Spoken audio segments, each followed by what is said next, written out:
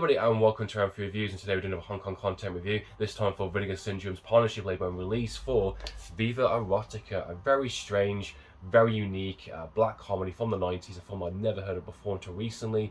And this is very much a meta kind of, inspired kind of take about filmmaking, and very much a kind of personal film, almost biographical in a very much by its nature. And it's a film about a director who's had two flops to his name, and he has to make a category free film from a gangster investor that basically wants to make a quick buck on the kind of the genre of the time, because obviously category 3 was very much in the 90s, mid 80s and 90s was very much booming, as I've already explored with the Ebola syndrome and some of the category 3 films on the channel.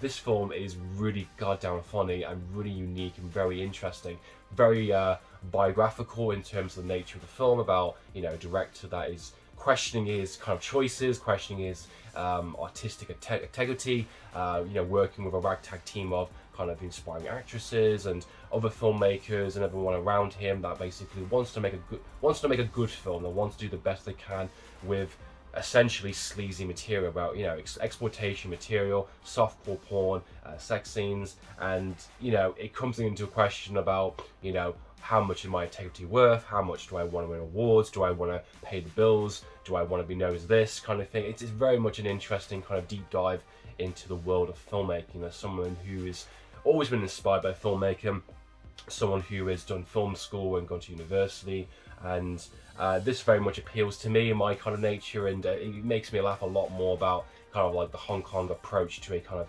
90s film, especially going into a category 3 film, which is funny because if you watch my Naked Killer review a little while back, the director had a script and he had to put exploitation scenes in that film, in that script, to basically get it greenlit. And this is very much a kind of almost a realistic take on that of the time what was happening. And this is a really interesting release from Vinegar Syndrome. It's kind of partnership label. I really like this kind of slipcase there, very much hard shell.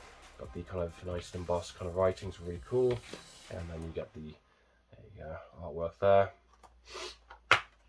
and you get the disc, and you get the booklet, which is really insightful and really interesting, diving into a bit more category 3 and a bit more about the inspiration and the kind of why this film was made during the time it was. So yeah, let's dive a bit more into Viva Erotica.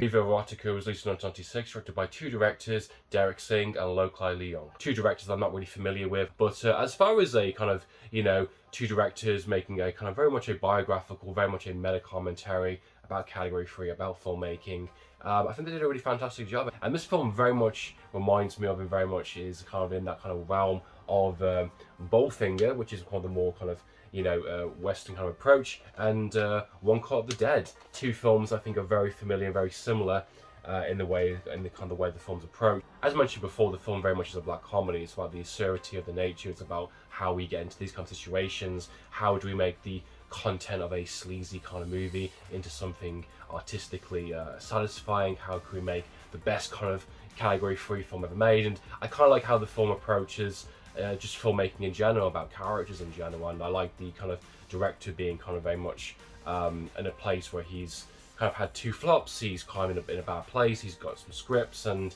he gets an investor from his producer friend who basically said, "I'll finance your movie, but hey, look, Seven was big hit. That was a massive, huge hit. Let's call it Double Seven. But can you put more comedy? Can you put some nudity in there? And we'll make some easy money, easy."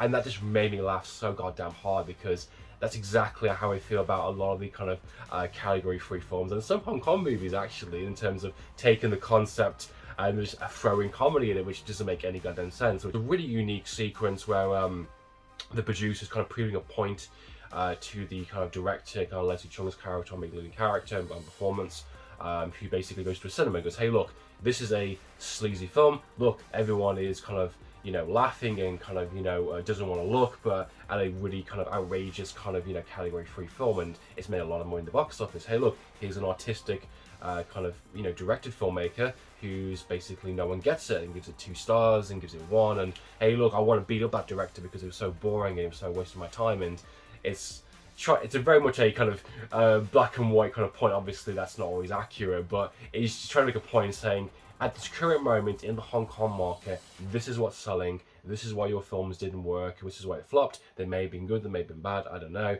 but that director is no longer going to work again. And it gets kind of a darker, kind of bleak scene later on.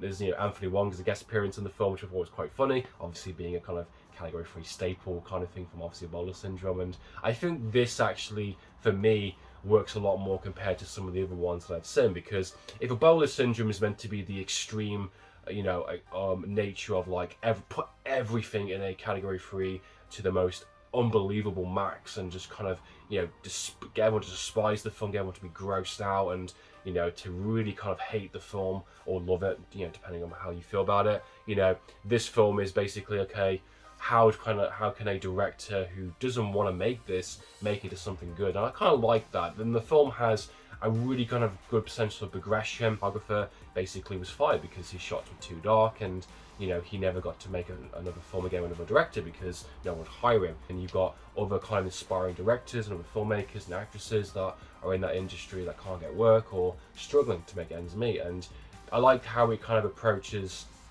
the relationship aspect about you know, someone who was so dying to basically make something so himself. And, you know, the film raises questions and brings up ideas that I think is actually quite accurate and quite scary in a lot of ways, about the idea of how directors can be quite selfish. They are full of themselves. They will put and care about everything about, you know, the actors and the film and the kind of the shot and the final product more than they will care about people. And the film touches upon these ideas about you've got to try and balance all of it. And I don't want to ruin too many aspects of the film, but I like how there's a perception filter kind of thing at this early start of the film. And then as you get to know more about the characters, you know, you think, okay, that's the person, the whiny person, that person's obviously a perv, but you start to get to know them and you start to see more about them as they go along on the film, and nothing is black and white, and there's some surprising aspects to the film. And, you know, there's a really good line about, like, you know, hey look, my wife knows that I'm making this type of movie, but she's not worried because there's a connection, there's a partnership, there's a trust level kind of thing, and you got to maintain that. You got to give them attention, you got to maintain that relationship, because if you don't, then you will lose them. Why are you surprised that you've lost your loved one when you're putting 100% into this and you're giving nothing back in return? You know, what are you expecting there? And I kind of like how the realistic aspect of a relationship, you know, with someone who is so desperately trying to seek to create a film, is appropriate. You also have Shuku in the film, a fantastic, gorgeous actress from the film Gorgeous with Jackie Chan that I reviewed a little while back.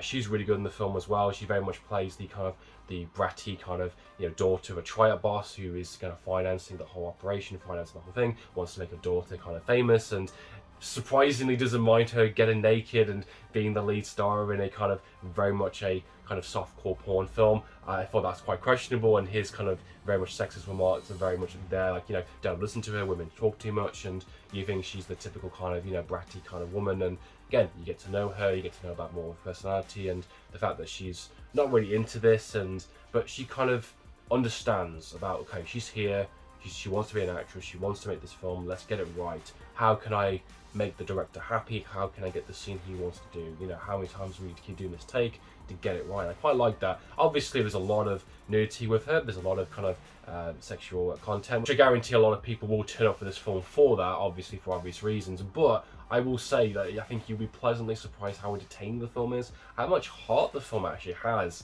About, you know, a bunch of filmmakers making a category 3. There's some interesting fantasy sequence where the director's kind of daydreaming and kind of going off into his own world about him winning awards and him playing soccer as a kid but being rejected, and him just kind of going through the paces and his emotions. Overall, Viva Erotica is a really fun, really entertaining black comedy from the 90s. Ragtag team of filmmakers, people down the luck, people having to compromise, people having to kind of question their integrity. This film is very much biographical with the directors and how the film was written. I like the little in-jokes about some of the other directors and Japanese directors having to start from the bottom, working their way up, or having to make sleazy content and then get to a bigger chance later on. Very entertaining, very fun, very heartwarming in places, surprisingly. And I like films that have a good message about it. I like films that have, you know, realistic kind of take about, you know, filmmaking. So yeah, very much appreciate the Viva Erotica. Definitely recommend getting the kind of Vinegar Syndrome partnership label release. Very nice edition. Definitely on the sales at the moment. So yeah, not much extras unfortunately, just 2 extras, an audio commentary and a brand new extra with the director talking about kind of his experience, a half an hour extra. But the transfer is very good. It looks nice. The booklet offers a bit more insight also. And yeah, I really enjoy my time with this film, and I definitely will be returning back. If you're a fan of Bowfinger and One Cut of the Dead, very similar in that kind of regard. So yeah, what are your thoughts and opinions about Viva Erotica? Please comment down below. So in the meantime, guys, Amphlett Reviews, signing out.